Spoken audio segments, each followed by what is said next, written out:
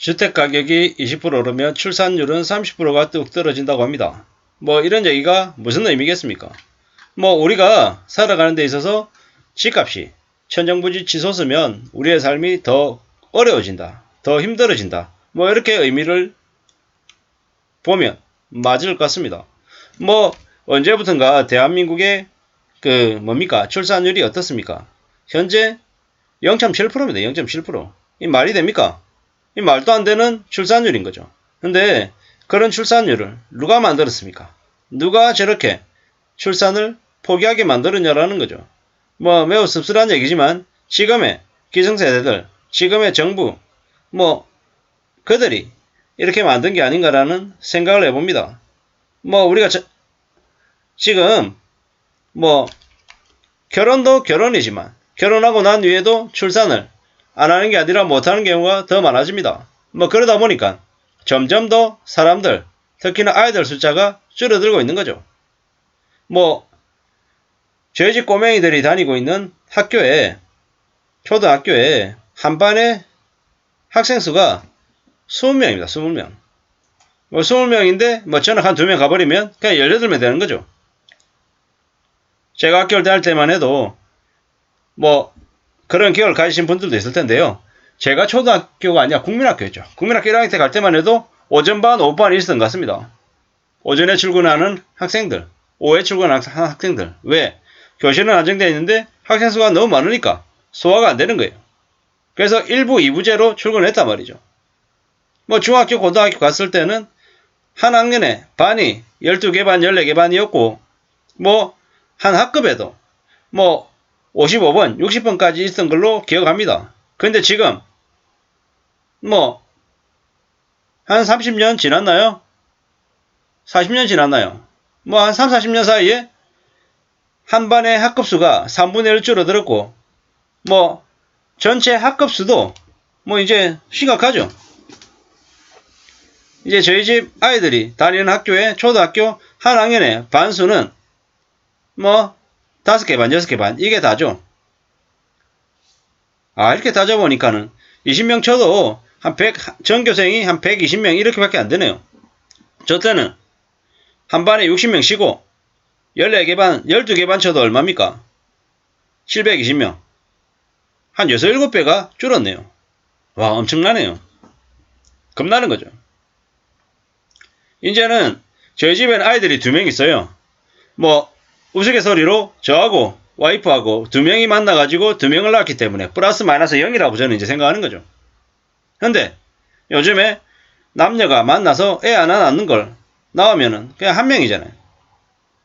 그러니까 2명이 1명으로 줄는 거라고 저는 이제 그렇게 생각을 하는데 요즘에 아예 아이 없이 그냥 커플로 결혼해서 사는 사람들도 되게 많으니까 출산율이 점점 더 뚝뚝 떨어지는 건 당연하다라는 거죠. 뭐 한국의 합계 출산율이 전 세계 꼴찌. 그리고 뭐 이제 폐교하는 학교가 서울에서도 이제 생겨나고 있는 거죠.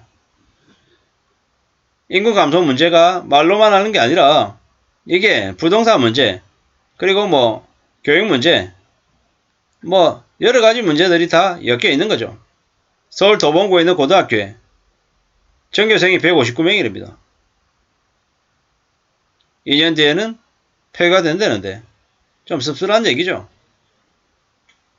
뭐 이제는 학원도 이제 옛날만큼 이제 안 될 것 같은 거죠. 왜?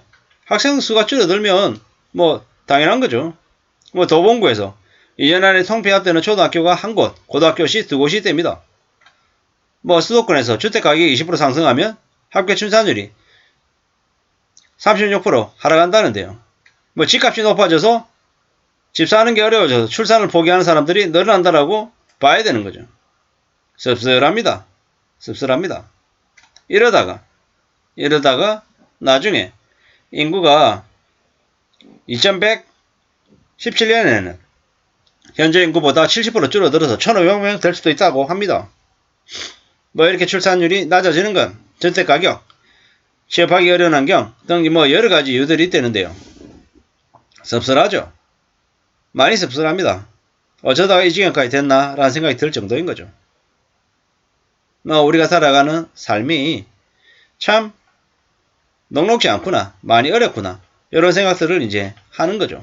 댓글들에는 뭐라고 나와 있냐면 뭐 서울하고 수도권의 인구의 절반이 살고 있다. 지방은 계속 인구가 줄어들고 있고 서울과 수도권은 늘어나고 있는 이런 기현상들이 좀 지방으로 좀 분산화가 돼야 된다는 얘기들도 하고요.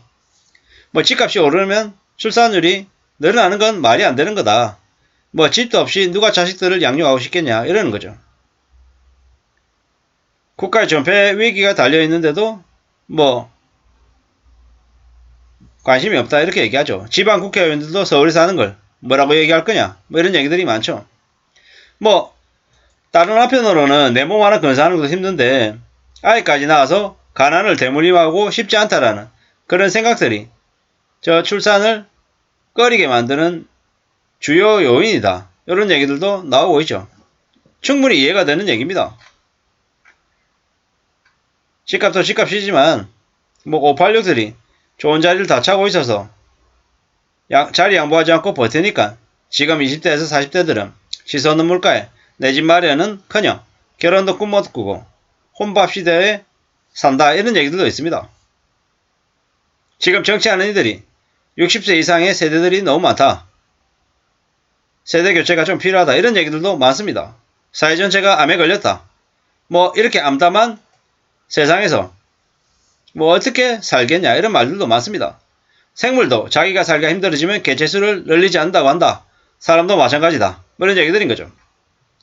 뭐 나 혼자 살면은 뭐 그래도 괜찮을 수 있겠지만 가족을 이뤄 산다고 하면 이래저래 고민이 많아지는 게 사실인 거죠. 이런 얘기도 있습니다. 결혼 후에 40세 이상인 국민이 3명 이상의 자녀를 부양할 경우 아파트 청약할 때 대출금리를 지원해주면 된다. 정부가 100% 금리 지원한다. 뭐 신혼부부를 지원하지 말고 신혼부부가 대한민국에서 자녀 많이 낳고 40대까지 버티면 집이 생긴다라는 확신을 주면 주거문제, 세대갈등, 저출산을 한꺼번에 잡을 수 있다. 뭐 이런 의견들도 있습니다. 집값만 내려가면 애 낳지 말라고 해도 낳는다 이러는 거죠. 집값하고 출산율은 반비례한다. 소득 대비 집값이 높은 건 사실이다. 뭐 두 번째로 육아의 힘듦은 부모에게 몰아넣는 구조 이 두 개만 조정이 돼도 어쩌면 출산율이 올라갈 수 있다. 이런 얘기를 하는 거죠. 집값 올리고 불평지수 마구마구 올려서 대한민국을 멸종위기종으로 만들었다. 이런 얘기들도 하고 있고요. 참 많은 생각들을 해야 됩니다. 앞으로는 각종 비용들 그러니까는 의료 비용들은 늘어날 것이고 수명이 늘어나서 사람들은 뭐 인구는 절대적으로 바로 감소하지는 않겠지만 점점 더 고령화되고 옛날보다 삶이 더 많이 변할 거다라고 봐야 되는 거죠.